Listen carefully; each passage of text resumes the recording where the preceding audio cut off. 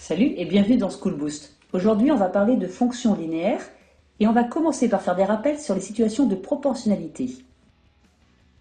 J'ai reporté dans ce tableau le prix que je paye en euros quand j'achète un certain nombre de DVD. Je vois que dans chaque colonne, le prix à payer est égal au nombre de DVD multiplié par 3,5. C'est une situation de proportionnalité dont le coefficient est égal à 3,5. Je te rappelle qu'une situation de proportionnalité se représente par une droite qui passe par l'origine du repère. Et si j'exprime le prix que je paye en fonction du nombre de DVD, que j'appelle x, je peux écrire que P de x est égal à 3,5 multiplié par x. Eh bien, une fonction de la forme f de x est égale à un nombre, un coefficient, multiplié par x, est une fonction linéaire. Prenons la fonction f de x égale 2 fois x. C'est une fonction linéaire puisqu'elle est de la forme a fois x et le coefficient a est ici égal à 2. Je veux la tracer dans un repère. Je te rappelle que pour tracer une fonction, on va placer les valeurs de x sur l'axe des abscisses et leurs images sur l'axe des ordonnées. La fonction linéaire se représente par une droite. Pour tracer une droite, j'ai besoin de 2 points. Or, je sais déjà que la droite passe par l'origine du repère. J'ai déjà un point, il m'en faut un deuxième. Eh bien, je vais calculer l'image de 1, par exemple. f de 1 est égal à 2, je le représente. À 1 correspond l'image 2. Ma droite passe donc par ce second point. Autre exemple, je veux représenter la fonction f de x est égale à 4 tiers de x. Elle est linéaire puisqu'elle est de la forme a fois x, avec ici coefficient a égale 4 tiers. Je sais qu'elle passe par l'origine du repère, il me faut un second point. Je vais calculer f2. f de 1, c'est pas très malin, parce que je vais obtenir 4 tiers. Je vais plutôt calculer f de 3, parce que 4 tiers fois 3, c'est égal à 4. Je vois donc que le second point, et le point qui, à 3, fait correspondre l'image 4, le second point est ici. Ce qui différencie ces deux fonctions, on voit bien, c'est la pente des droites. Eh bien, l'information pente, c'est elle. Le coefficient de la fonction se trouve être le coefficient directeur de la droite, c'est-à-dire la pente de la droite. Je vais me placer sur la droite orange, ici. Et je vais regarder ce qui se passe en termes de pente. Quand j'avance de 3, ah tiens, c'est la valeur qui est au dénominateur, eh bien je monte de 4 pour me retrouver sur la droite. Ah, ça c'était l'information que j'avais au numérateur. Je vais faire le même exercice sur la droite bleue. Je vais me placer sur ce point de la droite bleue, par exemple, et je vois que quand j'avance de 1, eh bien je monte de 2 pour me retrouver sur la droite.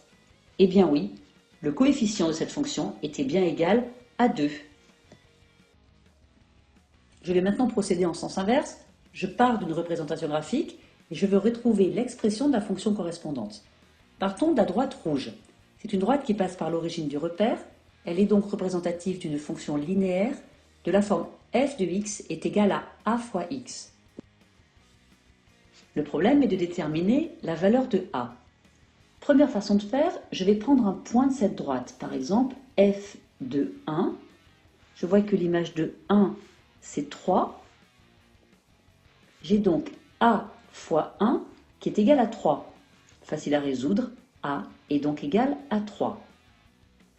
Autre façon de procéder avec la pente. Je sais que f de x est égal à la pente multipliée par x. Et cette pente, pour la déterminer, je me place sur un point de la droite et je vois que quand j'avance de 1, eh bien pour retomber sur la droite, je vais devoir monter de 3. Ça y est, j'ai déterminé l'expression de ma fonction. Elle est égale à 3 sur 1, c'est-à-dire 3, multiplié par x. Faisons la même chose pour la droite bleue. Elle passe par l'origine du repère, elle est donc représentative d'une fonction linéaire qui s'écrit f de x est égal à a fois x. Pour déterminer la valeur de a, je peux calculer l'image d'un second point.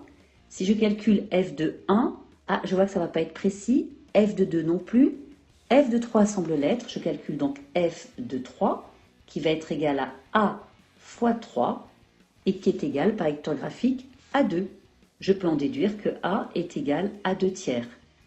Si je travaille avec les pentes, je peux écrire que f de x directement est égal à la pente fois x. Cette pente, je me place sur un point. Ah tiens, je change, je vais me placer sur ce point ici par exemple. Je vois que quand j'avance de 1, pas précis, 2, pas précis. Donc j'avance de 3. Quand j'avance de 3, pour retomber sur ma droite, je dois monter de 2. La fonction est donc égale à 2 tiers de x. Voyons à présent pour la verte.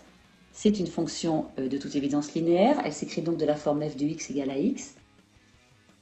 Pour déterminer a, je peux déterminer l'image d'un point. Par exemple, f2.